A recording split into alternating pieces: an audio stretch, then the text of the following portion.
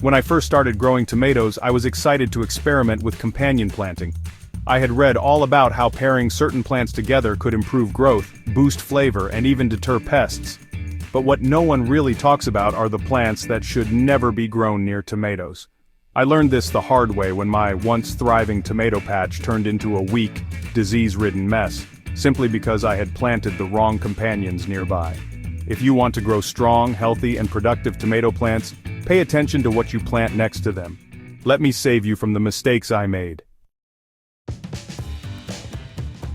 Tomatoes are fussy when it comes to their neighbors. Some plants compete for the same nutrients, others attract pests that can devastate a tomato crop, and some release chemicals that stunt tomato growth. While the idea of mixing everything together in a lush, diverse garden sounds great, certain plants just don't get along. Cabbage, broccoli, cauliflower, and Brussels sprouts all seem like great garden vegetables, but planting them near tomatoes is a mistake. These heavy feeders pull the same essential nutrients, like nitrogen and phosphorus, out of the soil, leaving tomatoes struggling to get what they need. I once made the mistake of planting tomatoes next to a bed of cabbage, and by mid-season, my tomatoes were yellowing and barely producing fruit. Since then, I've learned to keep brassicas far from my tomatoes and plant them in separate beds with their own dedicated nutrients. Potatoes and tomatoes are in the same plant family, Solanaceae, which means they're susceptible to the same diseases.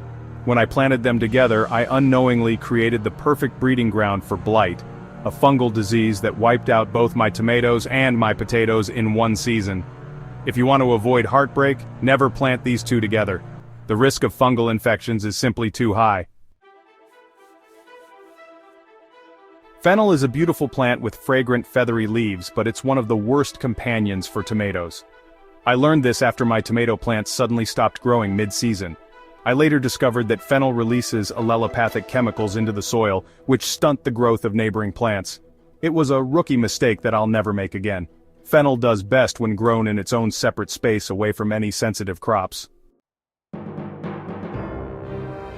Corn attracts the same destructive pest that targets tomatoes, corn earworms, also known as tomato fruit worms. When I interplanted corn and tomatoes one year, I unknowingly created an open buffet for these pests.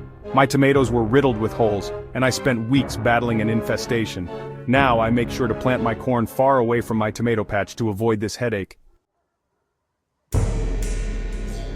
If you have a walnut tree nearby, keep tomatoes far away from it.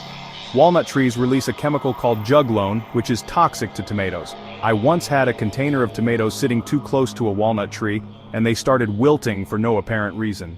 It took me a while to realize the problem was the juglone in the soil. Once I moved the tomatoes away, they bounced back. If you have walnut trees in your yard, plant tomatoes as far from them as possible.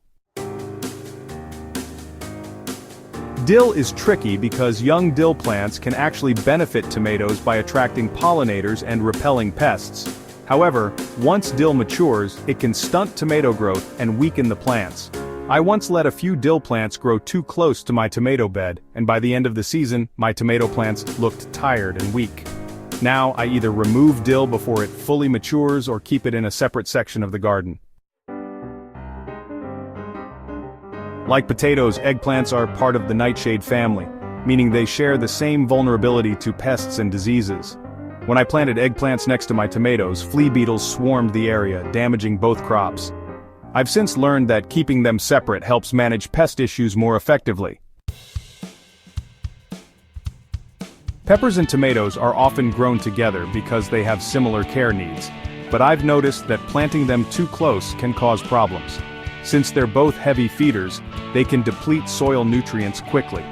They also attract similar pests, which can lead to bigger infestations. While they're not the absolute worst companions, I now give them more space to reduce competition and pest pressure.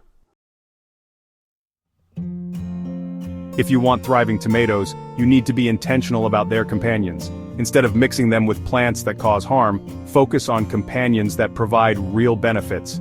Basil, for example, helps repel pests and enhances tomato flavor. Marigolds act as natural pest deterrents. Lettuce and carrots grow well alongside tomatoes without competing for nutrients. The key is balance, giving tomatoes the right neighbors while keeping harmful plants at a distance. If you've been struggling with poor tomato yields, check what's growing nearby. The wrong companion plants could be the reason your tomatoes aren't reaching their full potential. Tomatoes are one of the most rewarding crops to grow, but only if you pair them with the right companions. I learned these lessons the hard way, and now my tomato harvests are stronger than ever. By avoiding the plants that compete, attract pests, or spread disease, you'll see a dramatic improvement in your tomatoes' health and productivity. If you found this guide helpful, don't forget to subscribe to Hydrohaven for more gardening insights. Share this with your fellow gardeners so they can avoid these common mistakes and grow the best tomatoes possible.